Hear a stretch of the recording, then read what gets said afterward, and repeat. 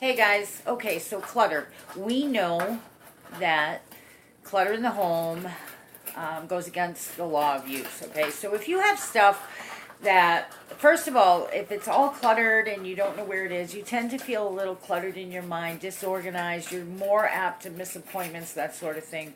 It's good to be, organized and even organized not only, physically with our stuff in our house, but also with dates and calendars. I know I'm old school. I write things down. A lot of the younger people use, or even some older people use their phones or their tablets or whatever. I remember things more likely if I write it down. So organization helps us in our mind. But there's also, hey, Maggie. Sorry, my doggy. She likes to steal the kitty's food. I just fed all my animals and she's trying to steal it from one of the cats. So I apologize. Maggie, come here. Stay away from him. So it's always a good idea to declutter if you have stuff. I guess the rule is as far as clothes or, things that are packed away. If you haven't used it in 3 months, go through it. You might want to give it away to somebody else. And I'm not talking about seasonal stuff. I mean, obviously you haven't worn your winter jacket through the summer, but I mean that wonderful dress that you love so much that maybe doesn't fit you so well and you're saving it. You know what? Give it to somebody that could use it. Sometimes God's going to call upon you to give away stuff that you do love. So, but it's a good rule to constantly be giving stuff away so that you can bring more in. God's not going to give you more if you can't let go of something you don't even use. Okay? So what about within us? Sometimes we get cluttered within us as well.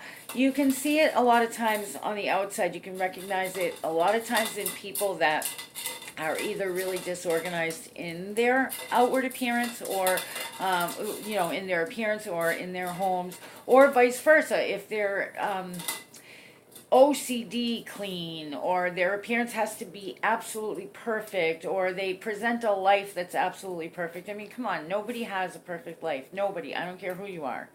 So, but there are some people that create this image, and if anything goes to crack that image, they fall apart. That's not good. I mean, we don't have to tell the world our problems, but come on, be who you are. That's more healthy, to just be who you are. You shouldn't go around talking to everybody about your problems. We know that because that opens doors that we don't want open. But you don't have to present perfection. Nobody's perfect. Okay, so back to decluttering ourselves. So just like when we're going through our closet, and if there's something that we absolutely love, we keep it. If there's something that we really, really like, but we haven't used in 3 months, and we realistically cannot see ourselves using it, we should give it away. Then there's other stuff that we're keeping for sentimental reasons. That's up to you. Keep it. And then there's other stuff that is just junk that needs to get thrown away. So you kind of, separate it, put it together. The stuff that you're keeping, the stuff that you absolutely love but maybe don't use all the time, but it's sentimental, you're definitely going to keep it. You put it away and you take care of it. Same thing with the stuff you absolutely love. Put it away, know where it is, and take care of it. Same thing with us emotionally, like with our relationships, with our whatever it is, our career, our families. We should treat that the same way. You love it, take care of it, nurture it. Same thing with our relationship with God. How would your marriage be if you're married? Or how would your job be? Or how would your relationship with your kids or your best friend or whatever it is? How would that be if you only talk to that person when you're in need? Or if you only talk to that person when you expected them to do something for you? Or if you just never talk to that person at all? Knew that they loved you, but just totally went about your life. The relationship wouldn't be very solid, right? Same thing with our relationship with God. Take care of it, nurture it, treat it as a treasure beyond treasures. So many people will watch their bank account 3-4 times a day. They're online looking, making sure everything went through right. but they don't connect with God but maybe once a week, if that. Or when something goes wrong. When something goes right, they don't give them the credit either. You know? We have to nurture what we love, okay? God will chase you down. God will let you know that he loves you. God has done above and beyond. I mean, he's given us grace. Unbelievable. If you really think about that, what that is. Wow. Wow. Grace is undeserved favor. You know? Mercy is not giving us what we deserve. You know? Anyhow, I got a little sidetracked there. So, when you declutter your spirit body, your emotional body, first of all, write down what it is that you desire truly. And, don't overload yourself, but kind of look at your life and what do you truly desire. Secondly, look at what's blocking that. Do you have triggers? Do you have memories? Do you have soul wounds? Do you have something that keeps repeating itself over and over and over again? This may take some time, but ask God to show you. You may have to go back in time and you want to get rid of those things that no longer serve you. A lot of times you think, well, why would I want to hold on to negative? A lot of people hold on to it without realizing it, just like that old pair of comfortable shoes in your closet. You know that they're probably no good for you anymore. They probably hurt your feet to wear, but they're comfortable to you. A lot of times we hold on to things to validate our anger, because if we move past anger, it's going to hurt too much, and sadness and depression is harder to deal with than anger. Sometimes we hold on to things to give us a sense of entitlement. I went through this, so therefore I deserve this. Sometimes we hang on to things because we so want them to be different that we just won't let them go because we want things to be different. We want them to change.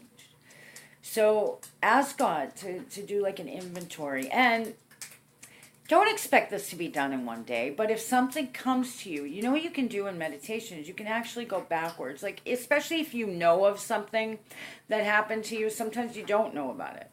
But if you know of something, you can go back to that.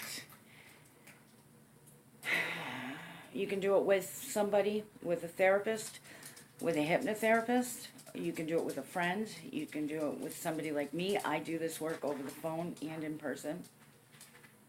Go back to that. And you know what the memory is. You know what the reality is. But you can shift that and change that. Now, you can't change what's happened, but you can change your reaction to it. You can change your perception to it. You can change the story a little bit. In changing the story a little bit, what you're doing is you're promoting healing. And it will.